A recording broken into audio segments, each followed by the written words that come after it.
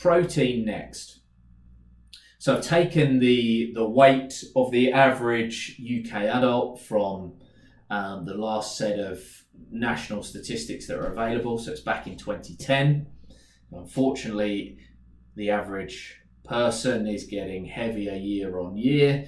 So they're probably heavier than 77 kilos today, but let's work with that. Now, to maintain muscle mass, you don't need to eat as much protein as you think you need to eat.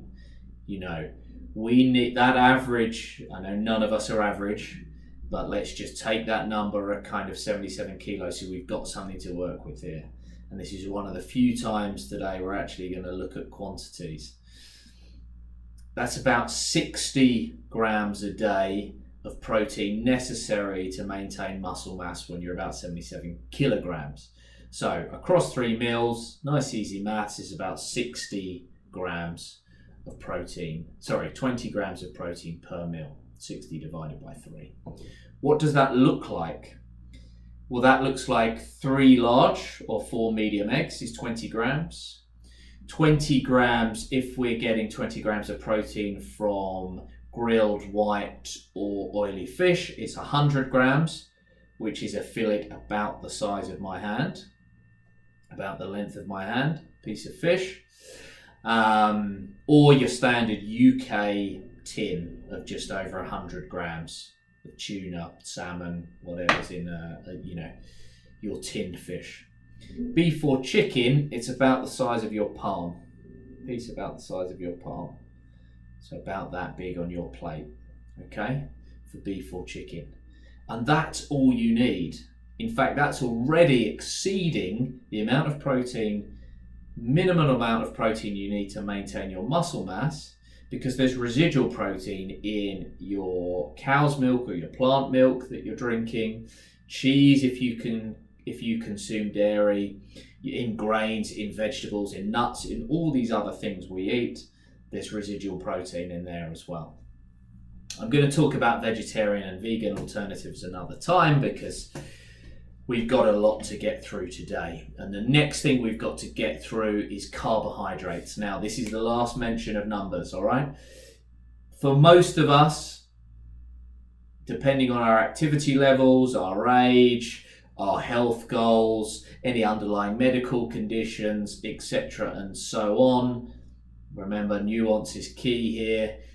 We're going to need somewhere between 100 to 300 grams of carbohydrates a day. But don't worry about that number, because if we think back to the introduction, if every meal we have is 2/3 to 3/4 of a plate of whole food, plant sources, lots of vegetables, and a minimal amount of fruit and nuts, etc., then it's going to be difficult for you to eat a huge amount of starchy carbohydrates as well. That the other quarter of that plate being your kind of protein. So again, don't think about the numbers. I want you to think about quality and about timing, right? So in terms of quality, we want to think whole food, high fiber sources. Yes, the vegetables we've already talked about, filling that plate, 2/3, 3/4 with vegetables. Predominantly, green leafy vegetables, but we also want to eat a range of colours. Different colour vegetables denote that those vegetables have greater or lesser quantities of vitamins and minerals. So to get that exposure to that full plethora of kind of dietary vitamins and minerals, we need to eat the rainbow. You've probably heard that expression before. It means picking vegetables of different colours. So yes, let's go for the kind of red, orange, purple end of the spectrum with roots and things like that. Tubers, so kind of your potatoes, but maybe looking at some sweet potatoes, some purple potatoes, reds, things that are a little bit out of the ordinary as well. Some lightly refined grains, things like oats, brown rice, wild rice, and a little bit, and I stress a little bit, of wholemeal bread, pasta, those more refined grains, right? And in small quantities. And when I mean a little bit in small quantities, I don't mean small quantities every day. I mean small quantities maybe once or twice a week. Okay, timing. Let's go back to the old adage. Breakfast like a king or queen, lunch like a princess or a prince, dinner like a pauper, gender non-specific. What does that mean? That means we're kind of scaling down specifically in terms of carbohydrates. And even though we're going high quality, predominantly vegetable, lots of, starchy, high fiber, even though the sources are great and the quality is great, we're still scaling that down across the day, right? We want to reduce those starchy carbs. Maybe it's 30% of everything you consume at breakfast, 20% of your plate at lunch, 10% of your plate at dinner, especially if dinner's late. If work finishes late and you're taking dinner after 7 p.m. within a couple of hours of going to bed, really reduce those starchy carbohydrates, and for obvious reasons. Make those easily digestible, rapidly acting sources of energy available to your body earlier in the day when you need them.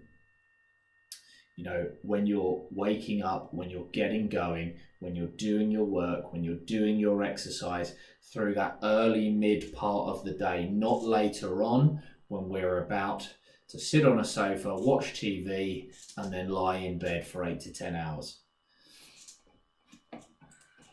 So, supplementation, penultimate part of this before we look at the challenge, this week's challenge.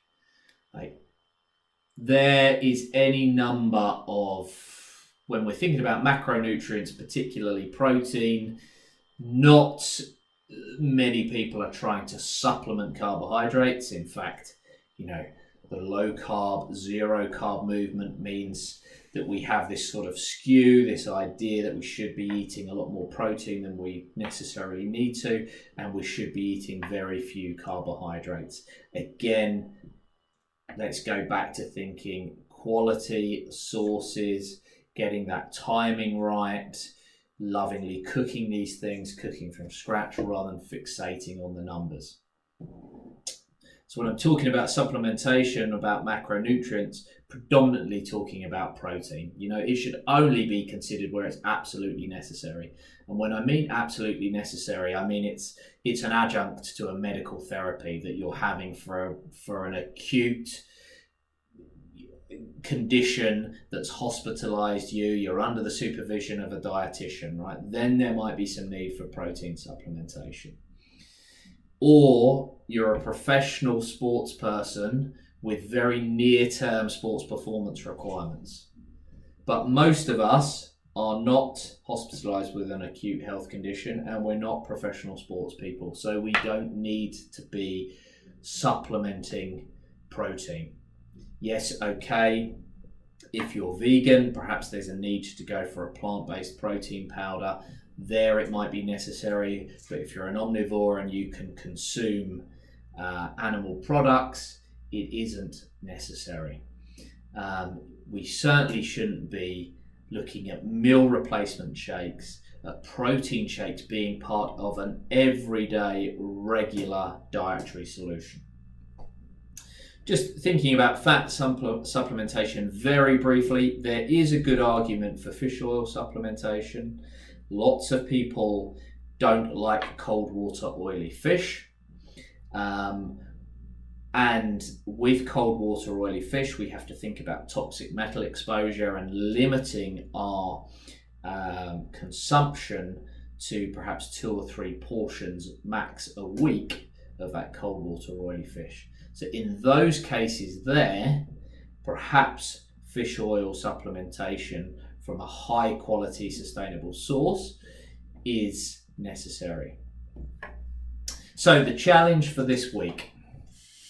The challenge for this week is to still be listening at almost 21 minutes in. So well done if you've made it this far, right? But the second part of the challenge is to upgrade the quality of your macronutrients. So you're going to take an inventory of everything that's in your fridge, your freezer, your cupboards, And what we're doing is we're thinking about quality, we're thinking about upgrades, like where's the lowest hanging fruit here?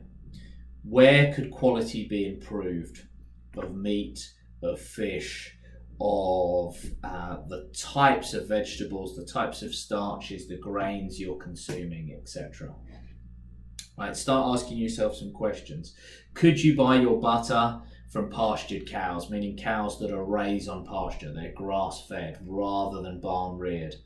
In the UK, Kerrygold is a great example of an Irish butter from pastured cows, for example. It will say so on the back of the packet. Could you buy line-caught wild fish rather than farmed fish? So it might mean going to the fish counter in the supermarket rather than taking something in a packet that's already been filleted off the shelf, right? Could you buy brown rather than white rice? Nice, easy substitution. You know, could you take your toast out of your breakfast and replace it with porridge oats? Another nice, easy solution. You know, are you eating the same 2 or 3 or 4 vegetables day in, day out, week in, week out? Where can you add some variety? What can you pick up off the shelf that you haven't eaten for a while? Could you start looking at sauces? You know, can you make some of these simpler sauces from scratch? The sauces that only require 3 or 4 and 5 ingredients. Can you batch make some of those on a Sunday afternoon, on a wet Sunday afternoon in lockdown where there's not much else to do? Let's think about batching some of this stuff up. You know, think about your snacks. Can you swap your processed snacks that come off a production line in a packet, multiple ingredients? How about we start swapping them for fresh fruit and nuts? Some yogurt, some fruit, some nuts, some honey, something like that, instead of crisps, instead of chocolate, instead of whatever else you're reaching for that's out of convenience and, let's be honest, laziness most of the time as well.